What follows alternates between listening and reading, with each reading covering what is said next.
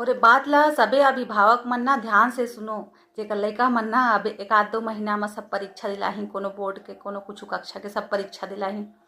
माँ बाप मन अपन लइका के बारे में ना कभू गलत नहीं सोचा है, हमेशा ये सोचते है कि वो जिंदगी में कुछ करे, आगे बढ़े। एकर सेती रोमन ल अपन लइका ल कथे कि बेटा पढ़ाई कर, डॉक्टर बन, इंजीनियर बन, मास्टर बन। ए बात में गलत कुछ नहीं है। काबर हर माँ बाप सोचते कि मोर लइका आगे बढ़े, ओकर भलाई होए, दुनिया में ओकर नाम होए। लेकिन का हर लइका के भीतर पढ़ाई वाला ही टैलेंट रहथे और कुछ काबिलियत नहीं रहे।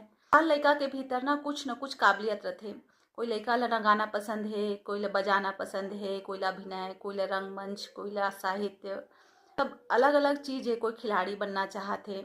जब लइका के मन पढ़ाई में नहीं लगे ना, या फिर अपन हुनर ला लेके वह साथ में आगे बढ़ना चाहते, तो ओला रोको टोको मत। ओकर जबरदस्ती करना ठीक बात न है। जबरदस्ती ले लइका के मन टूटथे और फिर ओकर मन पढ़ाई में भी नहीं लगे और वह अपन सच्चा रास्ता ला खो देथे।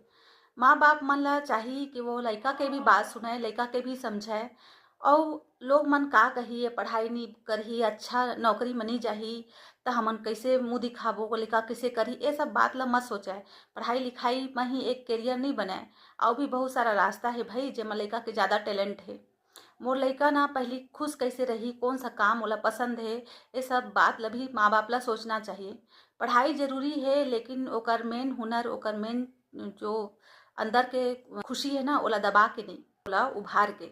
माँ बाप ला चाहिए कि पढ़ाई के संग संग ना ओकर जो हुनर है ओहू ला आगे बढ़ाए। कभू कभार ये सब करे ले एक साधारण लइका भी असाधारण प्रतिभा दिखाथे। हर लइका इंजीनियर या डॉक्टर बने बर पैदा नहीं होए हैं, लेकिन हर लइका ला भगवान है ना कोनो खास बात जरूर दे के भेजे है। हर माँ बाप के धर्म है कि वो खासियत ला पहचाने और ओला आगे बढ़ाए के कोशिश करे। काबर खुश लइका है